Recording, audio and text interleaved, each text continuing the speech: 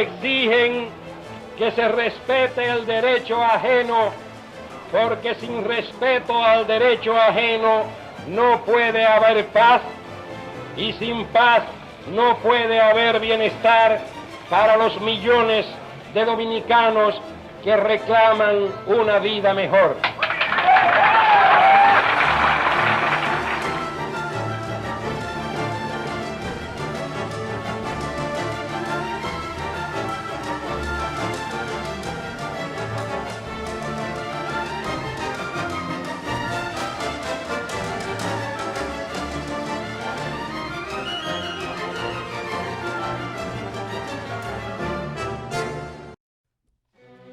Tras la caída de la dictadura encabezada por Rafael Leónidas Trujillo, el 30 de mayo de 1961, el pueblo dominicano inició un proceso de lucha por la democracia.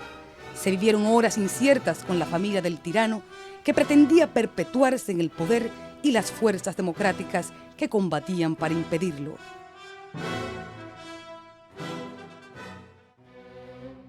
Los Trujillo terminan de salir del país el 18 de noviembre de 1961 y a mediados de enero de 1962 es derrocado el Consejo de Estado presidido por Joaquín Balaguer para asumir el gobierno una junta cívico-militar presidida por Huberto Bogar y el general Pedro Ramón Rodríguez de Chavarría, quien ocupa la jefatura de las Fuerzas Armadas. Chavarría cometió el error de coger el Consejo de Estado preso, hasta que Chavarría siguió cometiendo errores y se decidió que había que quitarlo. El Consejo de Estado lo liberamos y entonces vamos para Palacio. El Consejo de Estado comenzó a gobernar, era un gobierno colegiado con Rafael F. Bonelli al frente.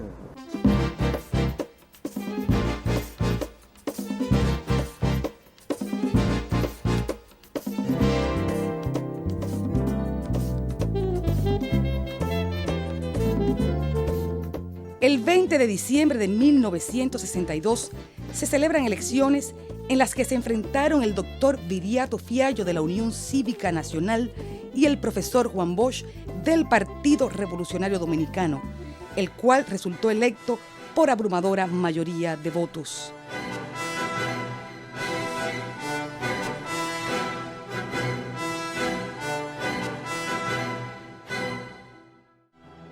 El candidato a la presidencia del PRD, en sus discursos de campaña, prometió la no persecución a los trujillistas y empleó un lenguaje sencillo y didáctico, estrategias de comunicación que influyeron en la victoria electoral. También contribuyó a esta victoria su programa de gobierno, caracterizado como democrático, plural y justo.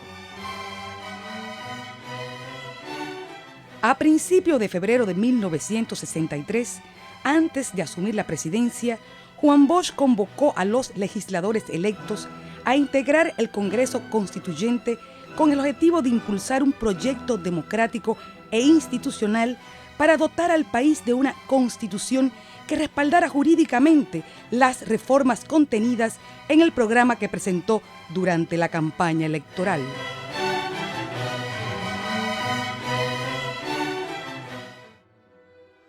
El 27 de febrero, Juan Bosch asumió la presidencia de la República. A la toma de posesión asistieron prominentes políticos latinoamericanos, presidentes de diferentes países y, de manera significativa, el vicepresidente de Estados Unidos, Lyndon B. Johnson, en representación del presidente John F. Kennedy. En el discurso de toma de posesión, Bosch recurrió al léxico sencillo y directo de la campaña, proclamando desde el Congreso Nacional el nacimiento de una nueva era de libertades y bienestar para los dominicanos.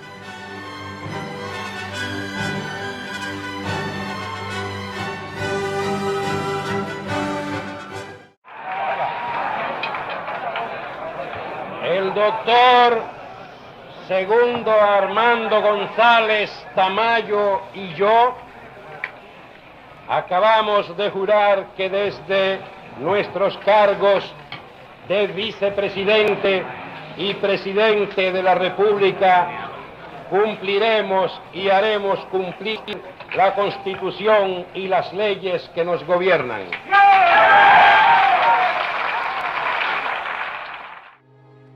Sus promesas de campaña comienzan a aplicarse en lo inmediato, pero un clima de dificultades heredadas del Consejo de Estado, especialmente la crisis económica que los dominicanos soportaban con pesar y estoicismo, obligó al gobierno a tomar medidas urgentes, como fueron la petición a los empresarios del pago por adelantado de los impuestos, la regulación del gasto público y la creación de una oficina de control de precios para evitar la especulación con los productos de primera necesidad.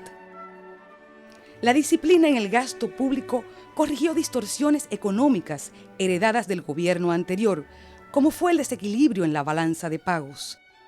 El gobierno adoptó otras medidas, entre las que se encontraban la recuperación de los bienes del Estado en manos de la familia Trujillo, la rebaja de los sueldos a los altos funcionarios, que incluía al propio presidente de la República, las restricciones en el gasto de las instituciones autónomas del Estado, las cuales gozaban de presupuestos muy elevados, y la obligación a los exportadores de entregar al Banco Central el 100% de las divisas obtenidas en sus operaciones.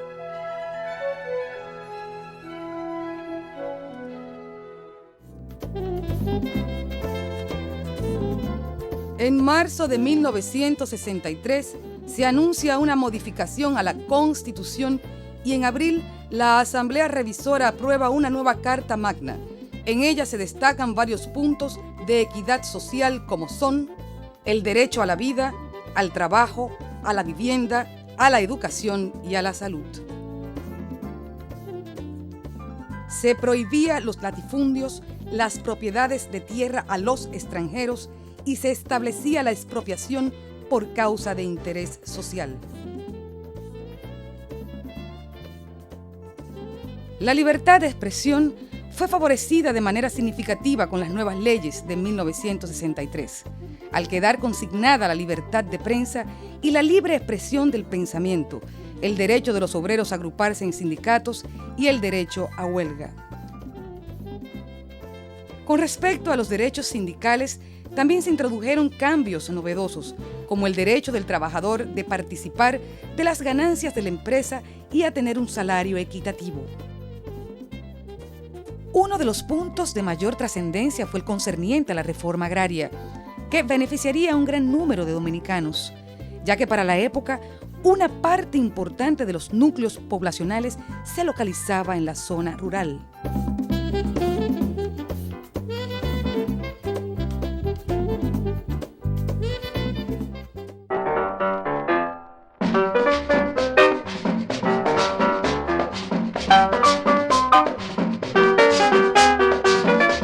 Establecer cambios radicales mediante leyes en la estructura social, económica y política del país implicaba grandes retos, los cuales fueron asumidos por el Partido Revolucionario Dominicano.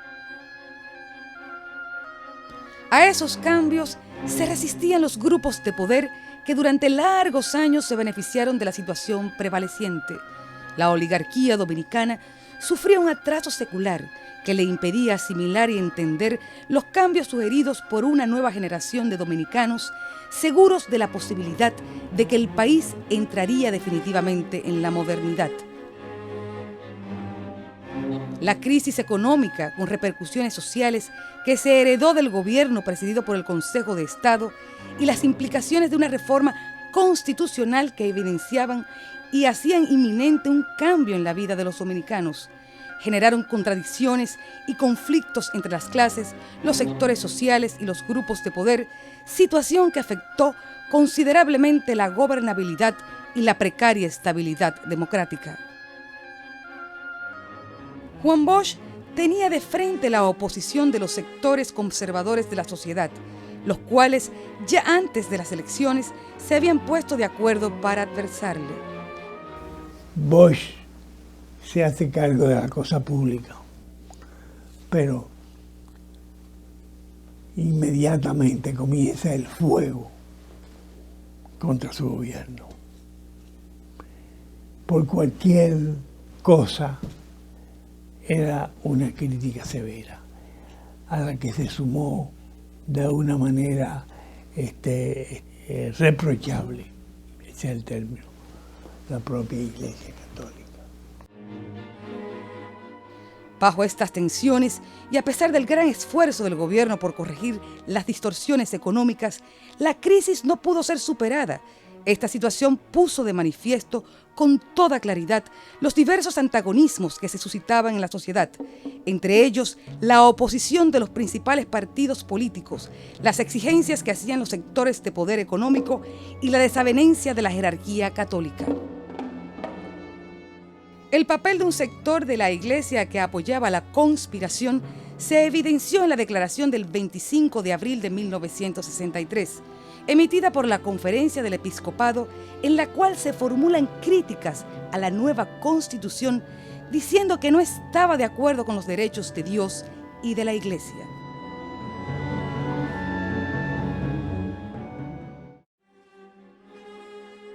En este conflicto social, la clase obrera se enfrentó al empresariado y al gobierno por sus reivindicaciones salariales.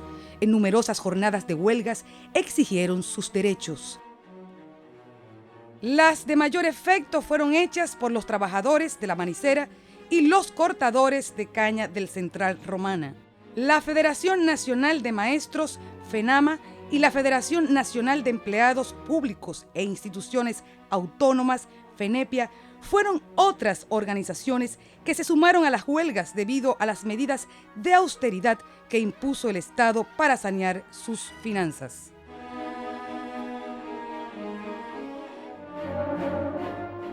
En junio de 1963, los problemas económicos y la agudización de los conflictos sociales, así como el estallido de violentas huelgas, dieron pasos a los planes conspirativos contra el gobierno. La campaña de los opositores tenía como único objetivo derrocarlo. En el mismo mes de junio surge Acción Dominicana Independiente, cuyo propósito era luchar por la democracia y en contra del comunismo. Utilizó como pretexto principal que Bosch y su gobierno podían conducir al país a un régimen comunista.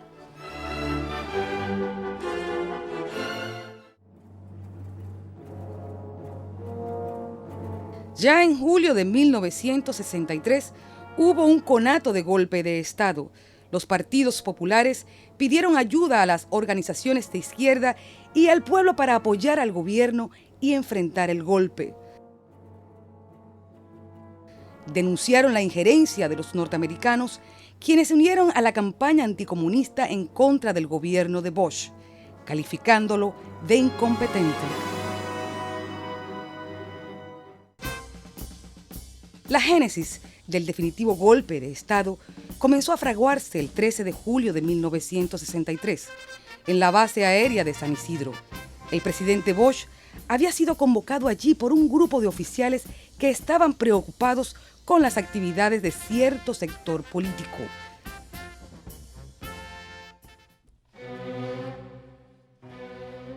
El contenido de esa reunión fue explicada por Bosch unos días después durante una alocución televisiva.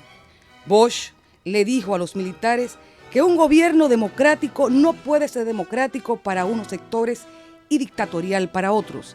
Agregó: si las Fuerzas Armadas persisten en eso, búsquense otro que gobierne, porque yo no estoy dispuesto a encabezar una dictadura total o parcial en la República Dominicana.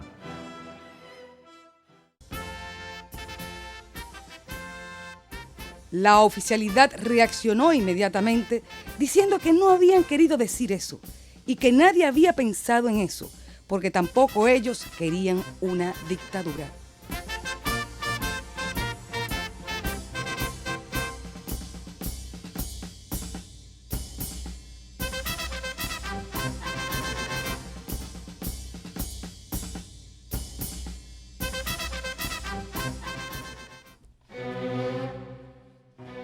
Ante ellos, Bosch se quejó de que le querían establecer líneas políticas y les dijo que habían dejado de ser militares a políticos para convertirse en políticos. No puede haber democracia con militares políticos, con militares que deliberen, añadió el presidente. Ante la posibilidad de un golpe de Estado al gobierno constitucional, Juan Bosch creó una comisión conciliadora para acercar al gobierno y la oposición, pero esta medida fracasó por el desinterés mostrado en los grupos opositores a conciliarse con el gobierno.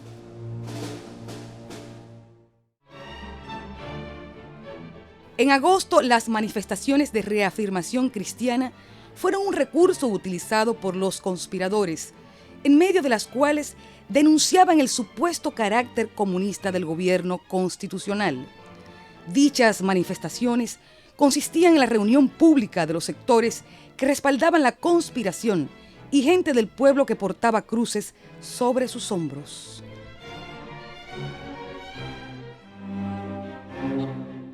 Como parte de la trama golpista, a principios de septiembre, fue desarrollado un programa de huelgas y paros, presentados como iniciativa de organizaciones laborales, pero en realidad fueron organizados por el empresariado. Diversos comunicados de la época recogen la postura beligerante de los empresarios en contra del gobierno constitucional y en respaldo de los planes conspirativos. El 24 de septiembre, el presidente Bosch se reunió con los altos jefes militares, comunicándoles su temor de que algunos oficiales, guiados por políticos, podrían presentarse al Palacio Nacional para ejecutar un golpe de Estado, expresándoles que el día que esto ocurra, también habrá oficiales que saldrán a defender el gobierno constitucional y habrá lucha entre las Fuerzas Armadas y habrá sangre, y yo no he vuelto aquí a derramar sangre. Para esa ocasión, el presidente ordenó a los militares retirar al coronel Elías Wessing y Wessing con un cargo diplomático, pues lo consideraba un conspirador. Los militares, tras largas deliberaciones, optaron por ejecutar su plan conspirativo. En vez de obedecer las órdenes del presidente, en la madrugada del 25 de septiembre, el golpe de Estado fue consumado mediante el apresamiento del presidente constitucional de la República, profesor Juan Bosch.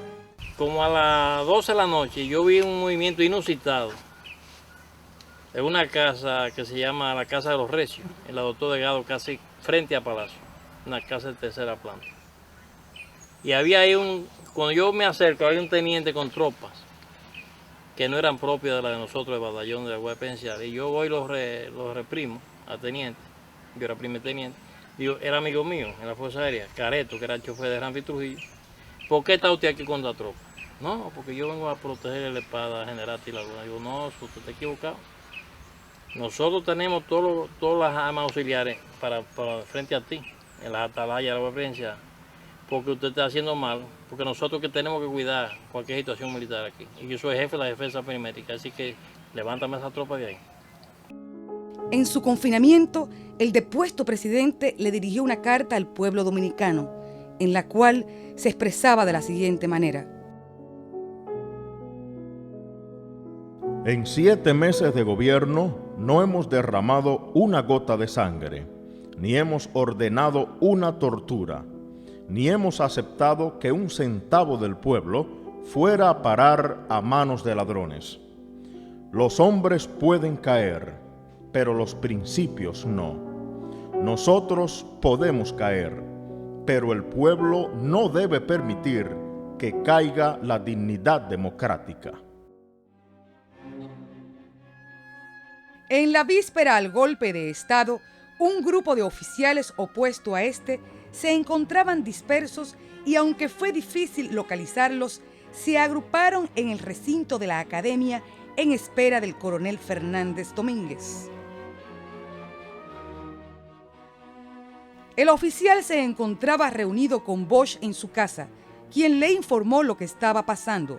Este le ordenó que movilizara de inmediato a los oficiales en quien confiaba y que él, Bosch, se mantendría en el Palacio Nacional en espera de que actuaran. Fue entonces cuando Fernández Domínguez se dirigió a la academia para implementar los planes que ya estaban pactados, consistentes en evitar el golpe. En ellos, el factor sorpresa sería absolutamente vital para lograr la misión. A todo esto, el mayor general Viñas Román recibió un mensaje del coronel Fernández Domínguez, comunicándole que en el CEFA, Centro de Enseñanza de las Fuerzas Armadas y San Isidro, se observan movimientos de tropas y equipos preparándose para dar el golpe de Estado contra Bosch. Estoy listo con mis oficiales para poner en práctica los planes que eviten el golpe.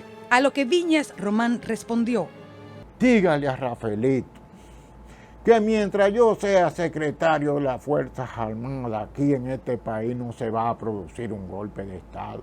Que se esté tranquilo, que no va a haber nada. Señores, vamos la Chapela y yo para la academia. Y usted sabe el brinco que yo di cuando yo vi que el primero que firmaba el documento, el comunicado para derrocar al presidente Juan Bosch, era Víctor Elvis Viñas Román. En el Palacio Nacional, Fernández Domínguez contaba con el apoyo del primer teniente Freddy Piantini Colón, comandante de los tanques al servicio de la seguridad presidencial. Frustrada la posibilidad de evitar el golpe, el coronel Fernández Domínguez, acompañado por 11 oficiales, planeó entonces la liberación de Bosch, asaltando el Palacio Nacional, idea que fue desestimada por el propio presidente Juan Bosch al considerar esa acción como un suicidio. Un gran número de los oficiales conjurados fue cancelado y el coronel Fernández enviado al exilio como agregado militar en Madrid. Los golpistas prometieron respetar los derechos humanos y mejorar las condiciones de vida. Sin embargo, a pesar de las promesas, emprendieron persecuciones en contra de los opositores al golpe de Estado. Tras el golpe de Estado, los militares disolvieron el Congreso Nacional, anularon la Constitución de 1963, declararon fuera de la ley la doctrina comunista marxista-leninista, fue puesta en vigencia la Constitución del 16 de septiembre de 1962.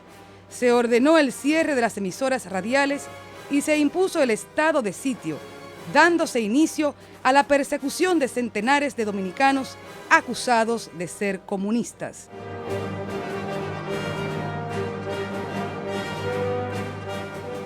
Entonces, el presidente Juan Bosch fue enviado al exilio.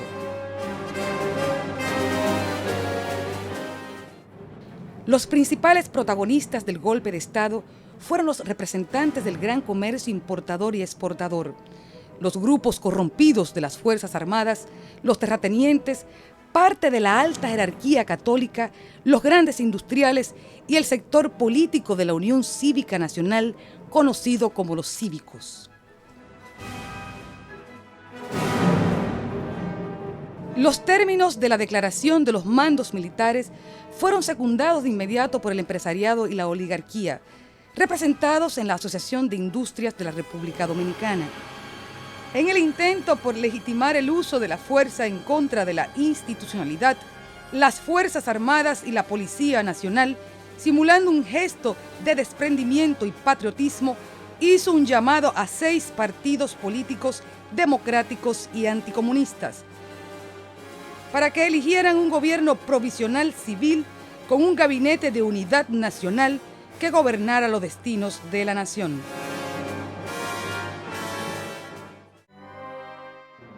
Escogieron 3 distinguidos ciudadanos, los cuales fueron aceptados por el comando, quedando formado un triunvirato con un presidente y 2 miembros.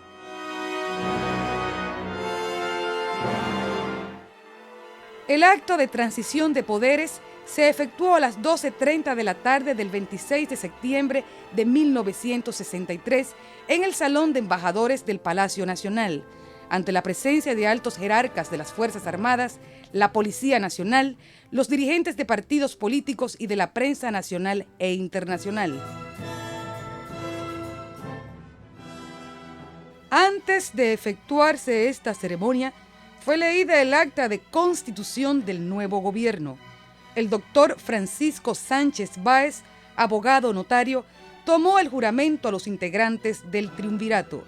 Licenciado Emilio de los Santos, presidente, doctor Ramón Tapia Espinal, e ingeniero Manuel Tavares Espaillat, miembros.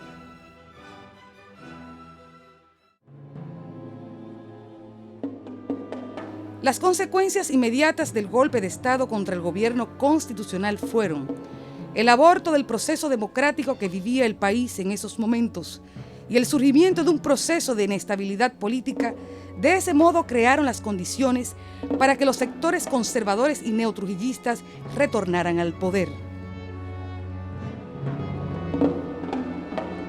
Los congresistas de 1963 desarrollaron una sesión clandestina en la cual condenaron el golpe de Estado y eligieron al presidente del Senado, Juan Casasnovas Garrido, como presidente provisional de la República, pero este fue apresado y deportado 3 semanas después.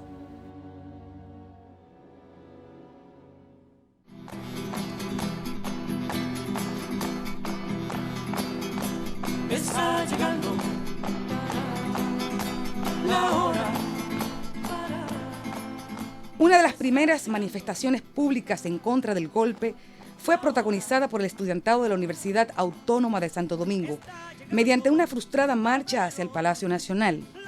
Esta manifestación fue reprimida por la policía, dejando un saldo de centenares de apresados y decenas de estudiantes heridos. 2 días después, la Federación de Mujeres Dominicanas correría la misma suerte. Otra manifestación de oposición fue el intento de levantamiento guerrillero del Movimiento Popular Dominicano MPD. Este grupo revolucionario fue desarticulado antes de marcharse a las montañas. Sin embargo, el movimiento revolucionario 14 de junio, al finalizar el mes de noviembre, inicia una guerra armada mediante 6 frentes guerrilleros. Su líder, Manolo Tavares Justo, comandó por varias semanas el Frente de las Manaclas, pero la inexperiencia y la falta de entrenamiento llevó a que en pocos días fueran cercados y obligados a entregarse. La crueldad de los militares golpistas se empleó a fondo con el grupo revolucionario, cuyos miembros, después de gestionarse una rendición a cambio de conservar la vida, se entregan a las Fuerzas Armadas, pero el oficial a cargo de la operación se burla del trato acordado y ordena el fusilamiento de los insurgentes. Tuvo entre sus víctimas a Manolo Tavares Justo y a la mayor parte de sus seguidores. Una jornada heroica que terminó en masacre. Pero la realidad es que en el imperio a Manolo había que eliminarlo, porque era un líder natural, no es que tenía ángel. Manolo hubiera ido a una elección y le gana a todo el mundo. El gobierno del triunvirato, lejos de solventar las contradicciones que se generaron a raíz de la caída de Trujillo y que ellos profundizaron al destruir el sistema democrático, terminó conduciendo los destinos del país de una manera desastrosa. La inestabilidad política afectó al propio gobierno de facto, provocando la renuncia de Emilio de los Santos, uno de los integrantes del triunvirato, sustituyéndolo en el cargo Donald Reed Cabral.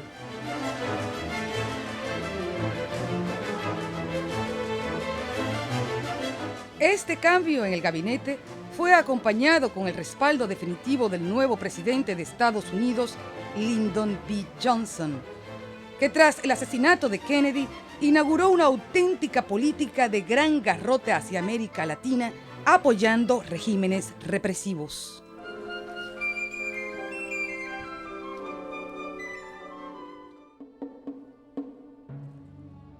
Reacciones importantes contra el golpe se suceden durante todo el año de 1964, con la realización de importantes huelgas protagonizadas por los trabajadores y los choferes que reclamaban la vuelta a la constitucionalidad. La más importante de estas huelgas en contra del triunvirato fue organizada por la Asociación de Choferes Independientes en coordinación con la Organización de los Trabajadores del Muelle, POASI.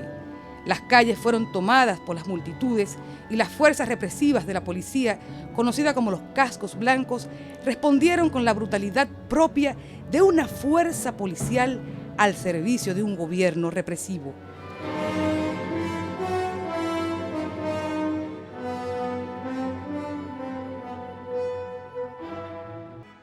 El país se paralizó en varias ocasiones y la población utilizaba la jornada de protesta para exigir las reivindicaciones democráticas anuladas por el golpe de Estado. Este movimiento popular se orquestó desde el seno del PRD, dirigido por José Francisco Peña Gómez.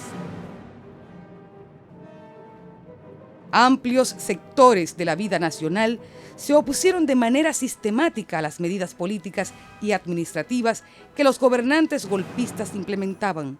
Conspiraciones, pactos, propuestas de consenso, alianza, fueron algunos de los métodos que la sociedad dominicana gestionó para devolver la constitucionalidad al sistema político.